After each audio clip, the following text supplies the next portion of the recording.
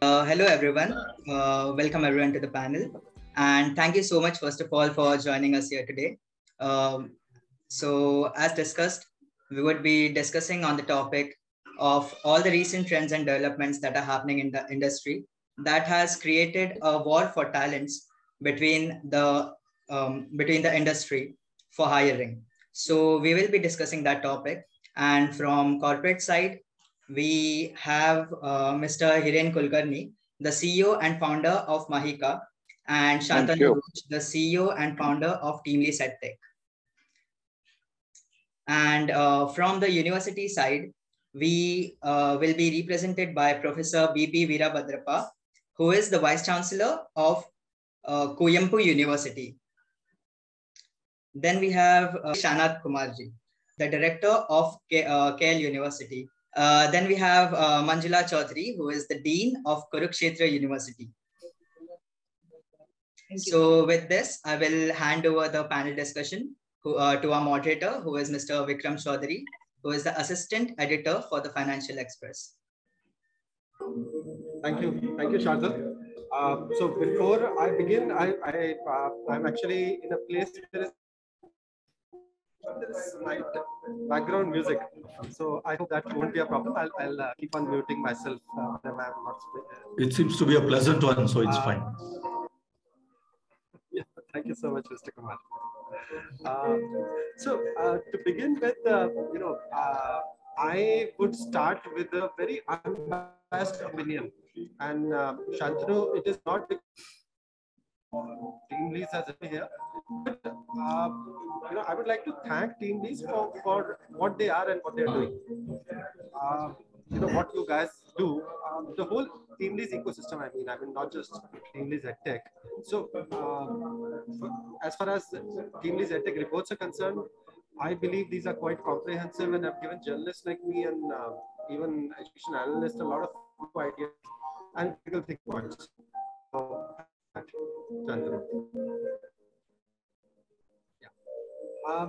And now,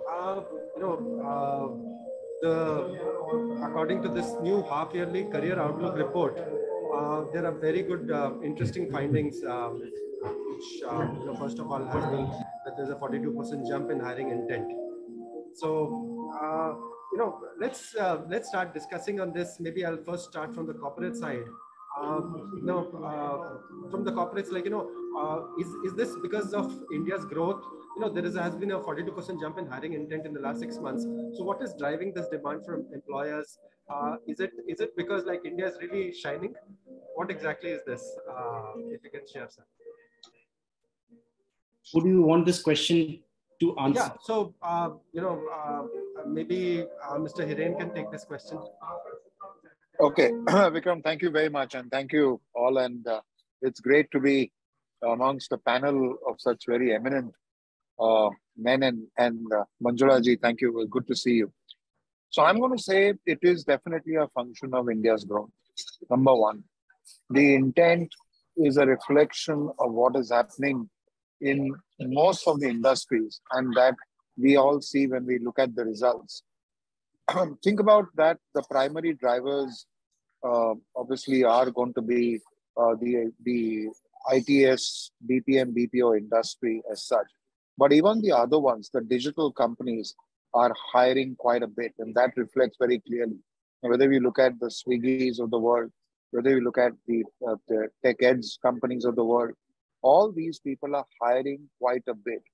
So one of the things that one is also looking at, there is rise in the need in manufacturing employment as well. So overall, I think the drivers coming from the digital companies, that's the one thing. It's followed by, I'm going to say, the typical ITES organization, and then the regular companies that we see in manufacturing and retail and so on and so forth. So the driving intent is definitely a reflection on the growth that the country is seeing. Okay, thanks. Shantanu, your team prepared this report. So, I mean, do you have any insights on why exactly we have seen this increase in hiring intent, and how has it been as compared to the previous year's reports? So Vikram, I agree with what Hiren said, but look at it slightly differently. There are a few things which is definitely driving India's growth at this point in time. One is the entire structural reforms bit that has started creating the right habitat and circumstances for businesses to grow.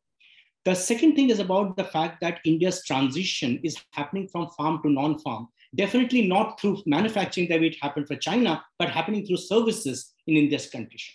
The entire population demographics of India is actually our strength at this point in time.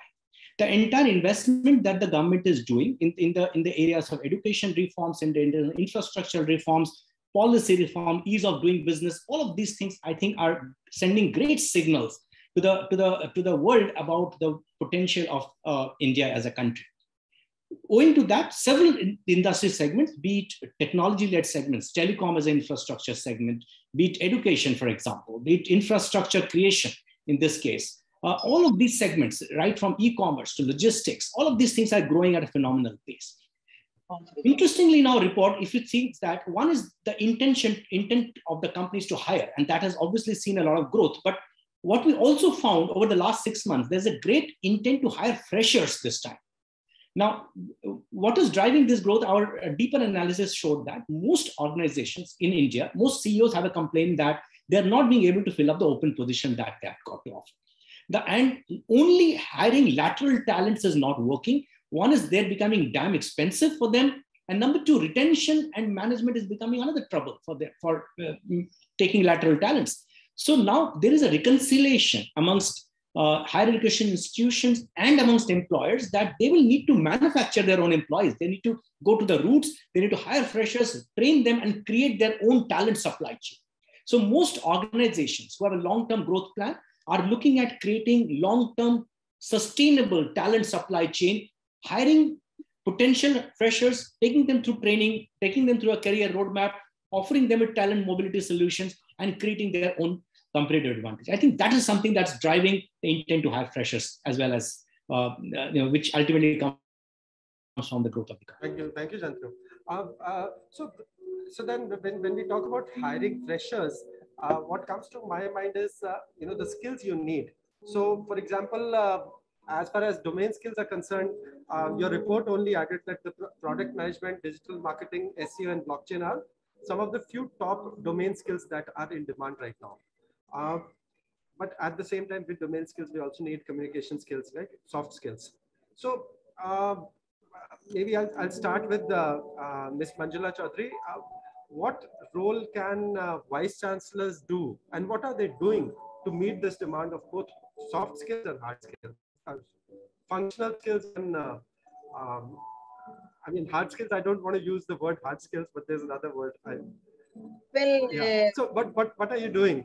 Well, in fact, every university has been addressing it in one form or another. If I narrate from our own experiences, fortunately, we have implemented National Education Policy 2020 from this year only on our undergraduate courses. So that the policy is such that, that the template that is provided for execution, it takes care of everything.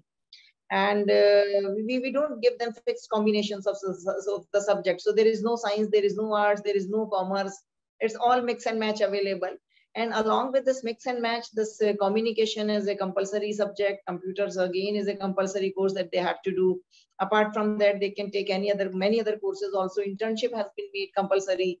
And I think this internship plays a very, very important role when the communication and other hard skills are required, where the students get to learn on the job only.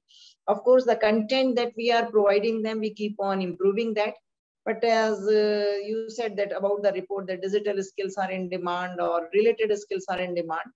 I mean, this is something which bothers us because the industry moves at a much faster pace compared to educational institutions. It still takes quite a time to revise the curriculum. In fact, in the newspapers, I read recently, even IITs are upgrading their curriculum after 10 years. And this is where you get a large number of faculty also. In other institutions, of course, we always have shortage of faculty. But despite that, we keep on improvising, upgrading our curriculum. We make sure that the technical skills as well as non-technical skills are taught to them. And the problem is with the students of the tier 2 cities where we are based, such as in Kurukshetra, where you have to really work a lot on them for the purpose of polishing. And that's what I think most of the universities are working on. Ms. Chaudhary, one connected question was that Kurukshetra University is one of the oldest in India. So, do you think that old universities is change difficult to happen at old universities? What are your opinion on this? I don't think so. I think it has been easier. In whole of the Haryana, we are the first universities who have opted for wholesale revision of curriculum, and we have gone for this NEP 2020 format. So we have that type of teachers who are groomed, who are senior, who took up the challenge in all the younger universities. Now what they are saying, we will copy you. You have already done this. Vikram, if I may come in, if that's okay, just to please, take this question and expand it a little further. We have to look at this question in terms of freshers and what skills are required from an employability perspective. We have bright men and women who pass out from our colleges. As Manjula ji rightly said, sometimes communication in tier 2, tier 3 cities become a challenge. So what should we do for employability? And that is the main question we at Mahika, at least, and I'll speak with my experience on the back office, the BPO, BPM industry. Employability is the biggest single challenge facing us. We have smart graduates are coming out, and employability should not be restricted purely to communication. I think it goes much beyond that. We have to look at how can we empower, how can we skill our candidates in terms of making sure that the companies, when they get them on week 1, these graduates are ready to run literally, and therefore reduce the time in terms of starting their careers in this company. So along with our communication, we got to give them knowledge about what is the industry, what are the opportunities in the industry, what are the challenges in the industry, what should one look for. So when they look at a simple question, what do they see day 1 of joining? They shouldn't feel, oh, well, this job is difficult. It is an 8-hour, 9-hour job because they just come from college. We've got to prepare them prior and give them skills such that they believe this job is fairly easy to do. Give them the motivation to be able to perform in those jobs. I'm going to give you a statistic, Vikram. In the industry that I come from, the attrition rates in the first 90 days, that is 0 to 90, are the highest. And the reason for that is because there's a mismatch of expectations from the candidate. And he or she believes that it's an easy job to do. It is not. It does require skills. It requires a particular skilling in terms of getting to do the job. So I think we have to address the issue of employability, and we have eminent people from the academia here. And that's how I think we should collectively take it further. I just thought I'll add my industry bits to this. Mr. Hiren, I'll come back to you because that reminded me of another question, which I'll just come back. But before that, Mr. Shanath Kumar, if you can tell what is your university doing in breeding school students, both in soft skills and hard skills? Yeah, good afternoon to the eminent panelists and Vikram.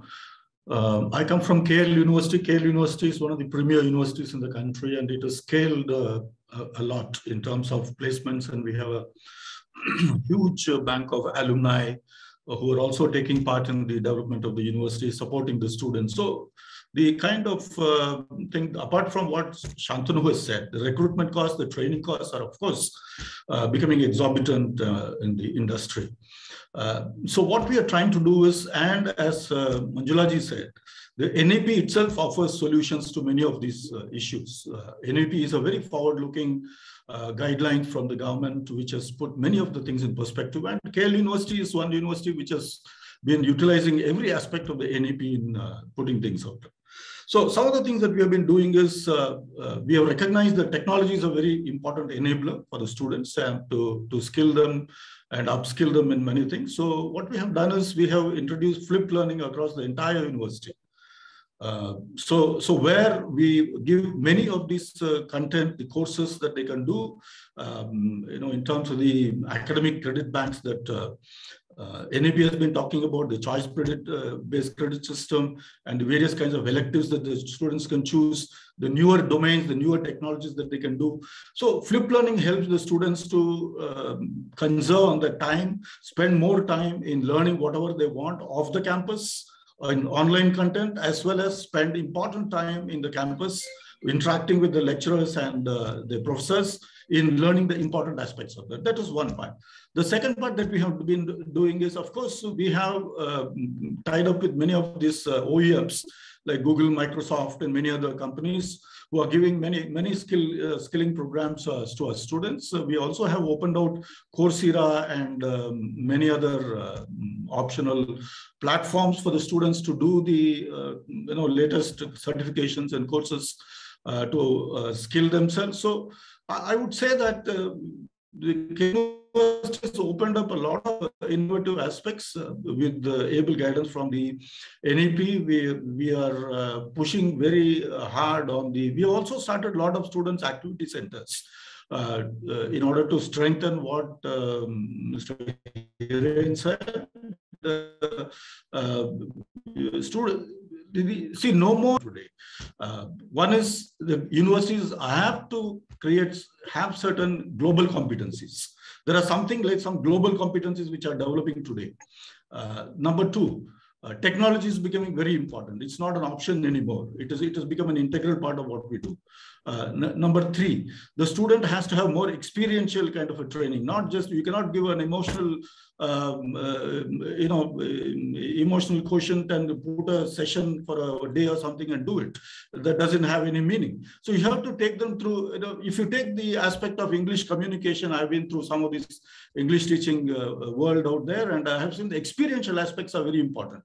The communication aspect doesn't only address the language skills, but it also addresses many of the social skills that the students actually need to develop. So the experience, putting them into communities, putting them into various groups, there are multiple opportunities today with the proliferation of the net and the kind of opportunities. There are multiple discussion groups are there, multiple friends groups are there, professional groups are there. I think we should encourage this. We are encouraging the students to become part of all that, to get experiential support and training in all these aspects. I've seen some of the things that we are started doing to address the current challenges that is coming in there. Okay, and so Professor Veerabhadrappa, your university is, I think, among the youngest. I think it was established in 1987. So do you have a different thought process than other and more established universities? And what exactly are you doing to skilling students in both hard and soft skills? Yeah. Namaskar. Good afternoon, everybody. I thank you very much for giving me this opportunity to be amidst all intellectual class. And more interesting is what universities are doing, or how do universities will be able to reflect upon the NEP modules or the NEP curriculum, maybe the soft skills or the hard skills, or maybe the open electives and all that. Kuvempu University is doing wonderful work, particularly in the context of taking the younger minds into the software and also hardware, into the different aspects of machine learning, robotics, and digital learning, and what our Prime Minister has been talking about, particularly in the context of digital learning.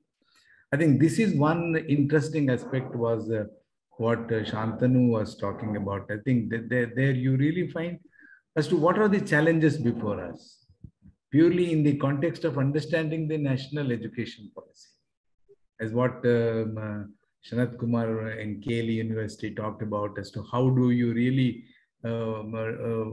percolate the effects of the reforms in education.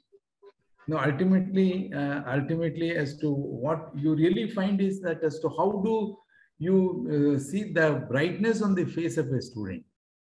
See, that is what we really want, and how do we be able to find that the psychology of the student, or understanding the modules of knowledge from the point of the future career, as what Manjula Chaudhary was talking about, as to why a university should be restricted only to this type of aspect, or how do you really link the university skill development or maybe industry interaction. As to, I think that is one interesting question. What universities will have to do? It is not just four walls classroom teaching. It is taking the younger generation to the outer world to expose themselves that they should also become millionaires, billionaires, and trillionaires. As I come from economics background, I think Manjula would also agree with me, Shantanu would also agree with me, Shanath, Kumar would also agree with me, Hiren, Kulkarni would also agree with me.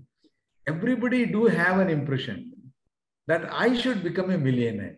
Right? That's what Adani, he came with only 100 rupee note to Mumbai. You can just imagine with 100 rupee note, can he just become a trillionaire? That has actually happened in this economy. That has actually happened where there is a will, there is a mind also. Where there is a mind, there is a power also.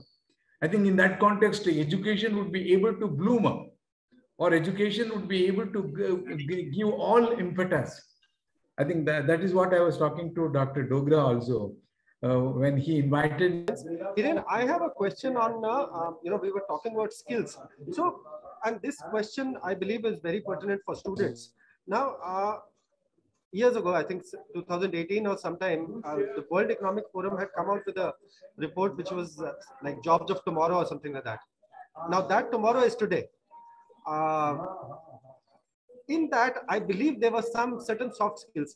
So what exactly do you think students should be working on, because so that the corporates value them? I think good question, Vikram. So I'll tell you, we at Mahika have visited universities and signed MOUs in Maharashtra and Goa, and have interacted with students. We are specifically for women, because that's what we want to do, and we have presented to them. So when we look at the graduates that are coming out of our universities and colleges and the industry soft skill, to answer your question, I think it is the depth of what we keep talking about, the depth of, let's say, communication. What does it actually mean? When we say communication, is it the spoken communication only that we are referring to, or is it much beyond that? That's one aspect of it. The other and the important aspect also is the behavioral aspect. And I'm going to take some simple stuff just to make my point. In the industry that we are catering to, discipline, punctuality is an absolute must. And these are simple things, right? Because when we start work, and typically we work for American customers, there is no opportunity whatsoever to delay the process. We got to be on time. And even that is something that we see in the industry. One has to teach as one goes along. So, it may be a soft skill that one takes for granted, but I think it has to be hammered in to say how important is it to do so. I'm also going to talk about, it's not a soft skill, but wellness. Look at the kind of work pressures that everybody goes through. And then we sometimes ignore the wellness part. So we are also bringing in what we do at Mahika is a holistic wellness. We also kind of cover, because we are all about women, posh, in terms of making sure there is a safe environment. So the idea is that organizations are not just expecting communication or what, we kind of leave it there, but much beyond that. And which I'm again going to go back to my word of employability. They are looking at many things in candidates. And what is the idea, Vikram, right? You hire a fresher. Organizations would be delighted if they can actually start making use of the fresher ahead of time. If it takes 6 months of time for the fresher to be productive, can we actually give them an education such that they can be productive 3 months on time? Imagine the impact and the difference it can make. And that is the kind of thing that at Mahika we're trying to do. Thank you, Hiren. So Hiren, this also reminded me of how much we have to, train and retrain our students. That also it brings me up to this thing that our country is very, I would say, correct me if I'm wrong, Shantanu, but very few universities have apprenticeship courses. Is that correct? That's true. It's just starting up. It's just starting up. And also, I believe as far as percentage of apprenticeships is concerned, we are very low as compared to other countries, right? That's true. Yeah, absolutely. So I just want to understand from universities, and Manjula ma'am, I'll come back to you, that what is your take on work integrated learning, and do you have plans to integrate work integrated degrees in your system, degrees or courses, which could be apprenticeship, or could be a version of apprenticeship? Yeah, earlier it was restricted only to professional courses like engineering, pharmacy, and management. But with NEP 2020, it has become compulsory across the board. So initially when the proposal came, it was voluntary, but later then government had a different idea. Now they say it is compulsory.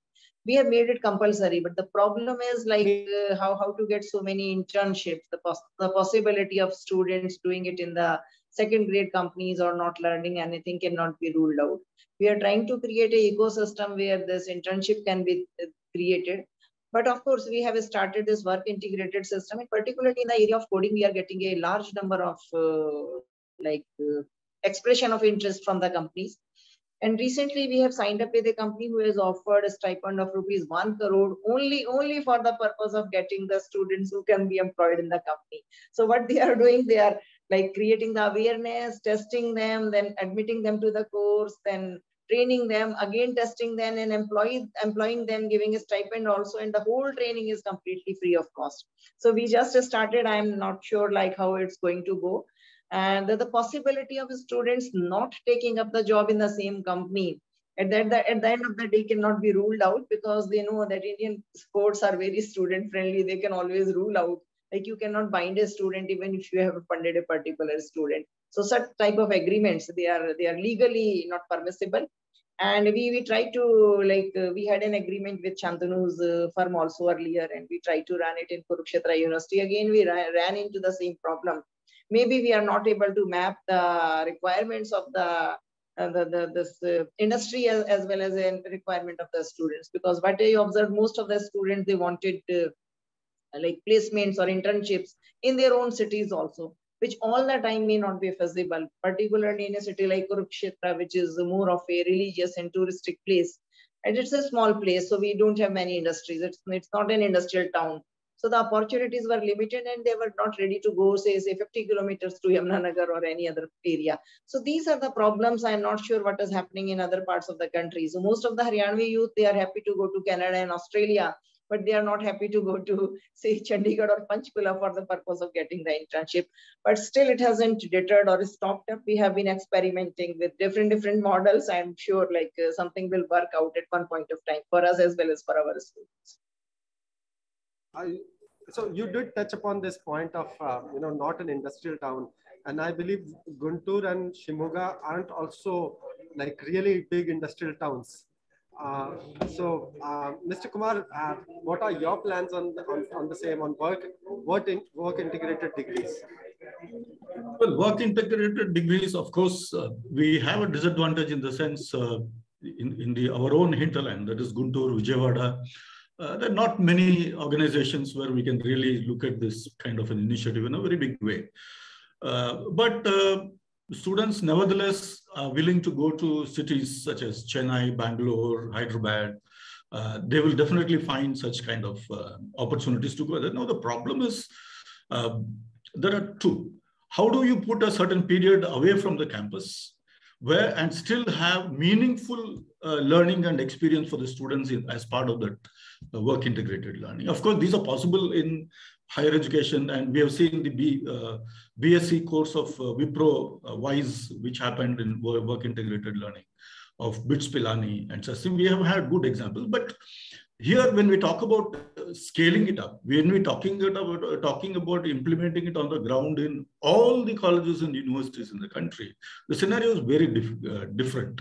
I think for one, we do not have that kind of industry, the entire kind of organizations in the industry to help the universities to have a meaningful work experience for the students in that, because there are issues like creditization, who will be a proper mentor, how will be the curriculum be assessed in terms of the work or the professional experience. There are a lot of work that needs to be done, a lot of groundwork which needs to be done. I think that's a clear area where national authorities have to look at and probably bring out guidelines like giving credit for the professional experience of people, giving them academic credentials. These are very advanced in advanced countries like America, UK, Australia. Professor Veerabhadrappa, can you share please something on what your university is doing in terms of work integrated learning courses? No, I think in the context of universities, younger universities or older universities, smaller universities or large universities, it doesn't make any difference. Vikram, I think that is one. You understand Nalanda, Takshashila, have gone to Oxford, Cambridge, Harvard. Maybe if you make a comparison of Chandragupta Maurya, of Nalanda, Takshashila, and Vikramshila, of that generation, and this generation, maybe 400 years, 600 years, 800 years old universities, as to what has been their contribution, as to how they are performing, what are the industry skills, what are the technology skills. Now that is a very interesting question, right from the point of view of creating employable opportunities, as what Hiren Kulkarni was talking about. Employable opportunities, that is very important. Education, maybe higher education, not only for the sake of education. It is to create some living, some survival. Now, as to why you have to become intelligent of par excellence. I think that is what we really understand. European thinkers like IMD Little and JDB Graf, who all talk about as to why people will have to become rich, or as to why compensation has to be paid to poor people. Now, this may be purely in the economics context, but go to social welfare context as to why do you need universities. Now in Karnataka, we have another 8 universities that are coming up, along with 29 state universities, 29 plus 8, 37 state universities, public universities. You may ask me one question as to why do you need a large number of universities? That is what Montek Singh Ahluwalia was talking in the 11th plan document. Give higher education to everybody. Give health to everybody. Now, what is the power that you really find in giving education to people? You make people to become intelligent. They don't ask for any subsidy. They don't ask for any payments. They don't ask for any, they don't beg also. Now, this is what Western countries, Western universities are doing. Now, this is what has to be done in the Eastern universities, in the Eastern countries also. Why do people suffer from poverty, hunger, destitution, deprivation? Because they are being deprived of higher education. I think many of my Vice Chancellor friends, Manjula would also agree with me, Shanath Kumar would also agree with me, Kulkarni would also agree with me, that what aspects that you really find in a university. University is not only 4 walls teaching. You are giving life to people, you are giving strength to people, you are giving what Amartya Sen talks about opportunities. You are giving all type of exposure to people. Maybe in New York, or maybe in London, or maybe in Mumbai, as to what aspects that you really find, how do people can survive, or how do people can expose themselves to the knowledge world that they have gained. So what is the knowledge world that you really find in the multidisciplinary approach, interdisciplinary approach, intradisciplinary approach? A person studying in economics can go to music also. A person studying in anthropology can go to psychology also. I think that is where you really find the choice of an individual. So why parents want their children to become doctors and engineers? I think that has been very much true in the context of the Indian. But so that is changing now. That is changing, no? Doctors and engineers, it has changed drastically, isn't it? I mean, I think that is the psychology. As a parent, I think as a parent, Vikram, you also think that my son or my daughter should become a doctor or an engineer. He or she doesn't think that he should become an architect or he should become an entrepreneur. He should become an industrialist like Adani. See, what aspects that you really find with Adani? What aspect do you find with Bill Gates? What aspect that you find with Sudha Murthy? Or what aspect you find with Kiran Majumdar? I think that is the education. Education in the true sense of the term, giving exposure to people or making themselves involved in that type of knowledge horizon, whereby universities will get a good name, whereby the technology, that is what I was talking on many platforms. Universities should build educated class. So what do you mean by educated class? So why do you find people uneducated? Or what actually happens when you have a democracy with large number of people with uneducated class? So we are talking very broadly. I mean, we were going into a very broad area now. So this is an unending discussion. But you did talk about Eastern and Western universities, and Manjula ma'am also said that people go to Canada and Australia instead of Chandigarh and Panchkula. So that reminds me, there was this study that I think more than 1.3 lakh Indian students went overseas for higher education this year. So what all can Indian universities do to compete with global institutions? Manjula ma'am, I'll come to you. Is it just the charm of higher education, or is higher education in India expensive? It is, as compared to Ukraine. Why do people go to Ukraine? Because it's cheaper. So what are your views on this? Why do people go there? How can you compete with them, those universities? Well, there are multiple factors. Of course, charm is also there. And second thing is the type of education is, the system is such that they get to work and they think they can fund their education. In India, the work opportunities, even if the program is industry integrated, the payment is not good enough to cover the cost of education, especially if one is studying in private institutions. In our case, it's a government university, government funded, subsidized, so our fees are very low. So we don't have that type of problem.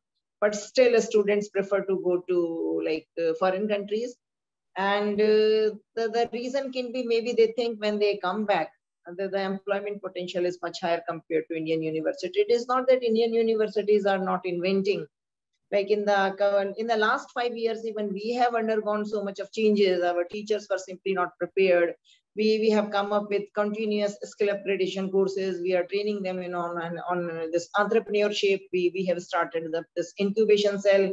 We have an innovation cell also incubation. We have our first startup also, something which was never expected till now.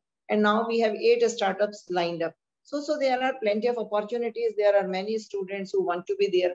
But ultimately, I don't know, in Haryana after Punjab, that this particular year, the trend is really caught on, and it's reflecting on the admissions also. And most of the private universities, like what they do is like they sign up the students for first year, and the second year they migrate them to foreign country under some collaboration agreement. And the government is also forcing us that we must also go for international collaborations. And NEP 2020 to a larger extent follows the global pattern of curriculum. The template is similar. Though the Vice Chancellor was very right in saying that education has a much broader purpose. But in a country like India, where like a large 65% of the population is very, very young, and not providing them employment can be a very, very big social problem and can be very challenging. That's why this employability is becoming a focus area where everybody is chipping in, whether it is universities, there are training institutions, there is industries like Mr. Hiren was talking about, like what Mahika has been doing. And many companies have been coming to us. In fact, we were surprised to see a company from Singapore approaching us. They want to enter into agreement into such type of program where they train our students and then later they hire our students. So it means it shows the shortage of right type of employees for the employers. On the other hand, the students we have, they don't know like what type of employment they are looking for. Digital is fine, but I don't think only digital can survive the world. Digital can envelop the world. So there are other skills also which are very important. One initiative that we have taken up in our university, a couple of things are very strong. One, our cultural department is very strong. Second, our sports is very, very strong. We are always among the top 3 in India. And third is our community engagement is very, very strong. So recently we have signed up under Unnat Bharat Abhiyan also. So we are training students to go to the villages, to take up the problem of the villages, to solve their problems and then incubate new ideas. So we are trying to link up. So what the Vice Chancellor was saying, that education has a much broader purpose. Universities have the ecosystem to serve that broader purpose, as well as educate them, as well as prepare them for their employability. And of course, we have to stop this mad rush, because otherwise only old people will be left here and who will run the country. We need as much talent in India, as much talent is required where we are exporting our manpower. Yeah, sorry. Your mic is I on, think Vikram. India is producing good enough jobs for people to come back here. I've seen many of my friends and all who have been working in the US and all for like 10, 15 years, and now they're coming back to places such as Bangalore and Pune. Hiren, I would like to take your views on this, that are we producing good enough quality jobs for foreigners to come, and also Indians who had settled outside to come back here and live here? And what stops us? Because I'll tell you one thing. 3-4 years ago, a head of a German car company in India, he said he cannot work in India because of pollution. I never knew pollution is a cause of not working in India. You know, Vikram, pollution or any other cause could be, I'm going to say, at a very artificial level, an issue that people may generally say why they don't want to work in India. But I'm going to say differently. If you look at Make in India initiative of the government today, and if you look at the industries that the Make in India companies are getting into, the opportunities for Indians to come back and work in India are very many.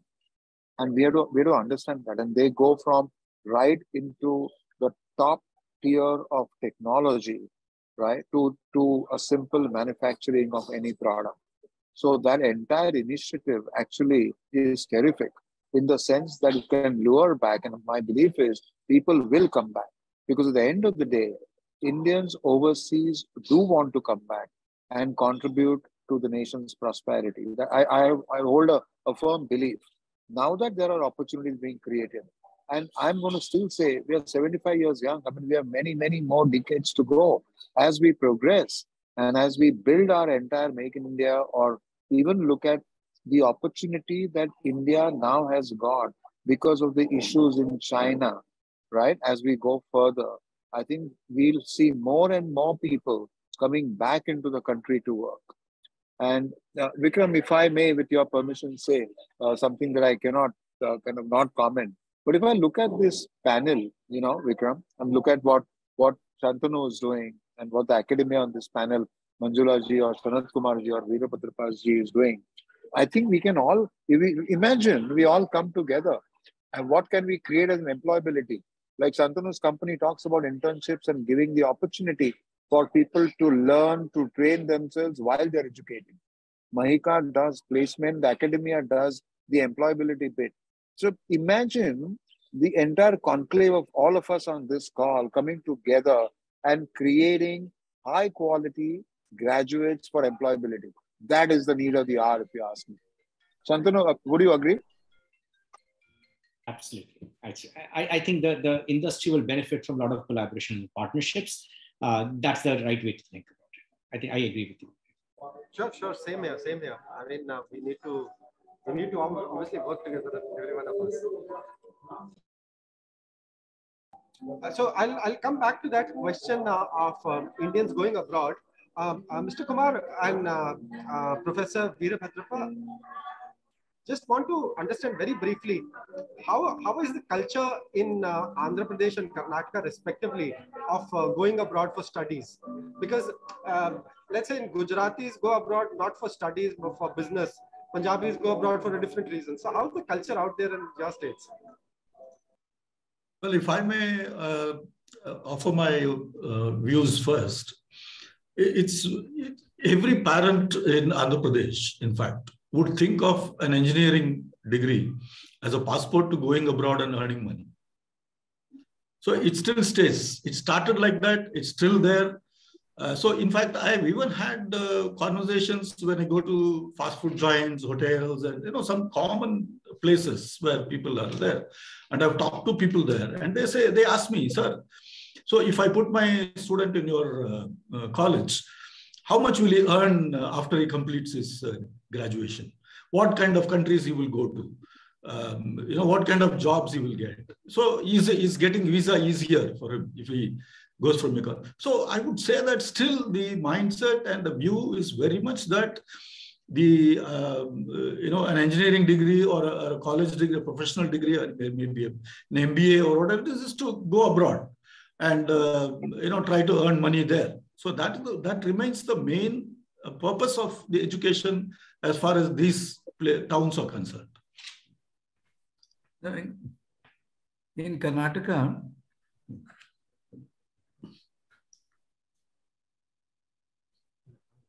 Vikram, in Karnataka, you find more of engineering background. I think there are more number of engineering colleges and general universities. I think that is what is the difference you find between general graduates and engineering graduates. And why technology is very important as to what aspect that you really find in the context of 21st technology, 21st century technology. As what I was talking about, data analytics, digital learning, robot analysis, machine learning, make in India concept, or Atmanirbhar Bharat. I think that is what aspect that you really find. They're all very emotional words, and they're all very impressive words also. And as to how do you be able to take the culture, as what you are talking about, the culture of Karnataka and the culture of Andhra Pradesh. I think both of us are brothers. I think all South Indian states, maybe even Tamil Nadu also, Kerala also, all the 4 states except Maharashtra. I think Maharashtrians should excuse me. All these 4 states are Dravidian states. I think there are similar cultural similarities are very much there. Yeah, even the language also, and even the verbatim also, they're all similar. And as to how do you really find that this culture would be able to take them? And there are greater opportunities that are being created in Karnataka also. All the medical universities, engineering universities, traditional universities, government universities. And I tell you that in Karnataka, private universities are very strong. Private universities are exposing the student community to a greater level than government universities. I think that is the aspect that you really find between the cultural assimilation or cultural conflicts that you really find. And as what Shanath Kumar was talking about, everybody wants to go to Canada. Everybody wants to go to United States. Everybody wants to go to United Kingdom. Maybe that is what the brain drain we talk about. As what Kulkarni was talking about, many people should come to India. That brain that has gone to Western world should come to India, whereby the brain that has been created in India is beneficial to the outer world, to the Western world. This is the brain that has been created or sustained in India, but it is serving in the Western world. I think that is the paradox that you really find. And maybe, and as what Shantanu was talking about, everybody do have the freedom. Everybody do enjoy the liberty also of serving in India or United States or United Kingdom, because we are all living in a globalized world. We do not have any compartmentalization, or we do not have any such sort of aspect that you really find that this should be the platform. So no compartmentalization and no geographical barriers also for the intellectual world. I think that is what you expect. In Kannada, we have one proverb. Those of you who can understand in Kannada, illi salluvaru, alliyu salluvaru, alli salluvaru, illiyu salluvaru. Where people can serve here, they can serve there also. People who can serve there, they can serve here also. So that is one vachana of 12th century, Sharanas of 12th century, who created this type of image. And as to how do you find that this Sharana culture or this work culture, as what I could understand in London. When I went to London, I went to that Thames River. On that Thames River, Basaveshwara is very much there. Those of you who have gone to Thames River, you see Basava statue there. Basava has gone from Karnataka to London. It's all because of the work culture. It's all because of the work commitment. That is what we really talk about, the culture, the Karnataka culture, Karnataka ethos, and Karnataka philosophy, Karnataka heritage that has maybe of 10th century Vaisala or maybe of Vijayanagara. All those kings. I think you can understand Vijayanagara King Krishna Devaraya was a golden period where there used to be gold and silver coins also. That I think that is what we remember. Roman civilization, Greece civilization, Mesopotamian civilization. That was the civilization in Karnataka also. I mean, obviously, Eastern civilizations are much older than Western civilizations. But I think we are running out of time. One quick point which I wanted to touch upon seriously was the baseline digital skills. I mean, if tomorrow we have to share our learnings with the student community, even I don't really know what are baseline digital skills. I mean, I know, but what are the best baseline digital skills? Mr. Kulkarni, if you would like to share, what are the baseline digital skills? And this also means, soft plus hard skills. For example, communicating with my digital device, that's also a skill. Effectively communicating with my digital device, that's also a skill.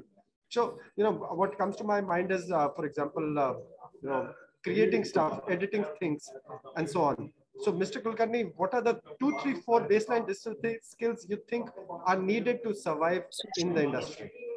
I think to start with, I'm going to say on a very high note, simple things like using social media effectively as to progress one's career, not for anything else, but to progress. But I'm going to let kind of Shantanu talk about that little bit of detail, because if you look at the future, the fundamental is going to be understanding and keeping pace with technology. And the technology defined as what we use in our everyday life. It is not going to be something esoteric, because Vikram, don't forget, we are talking about a set of people in this country into metro, rural, semi-rural, and rural.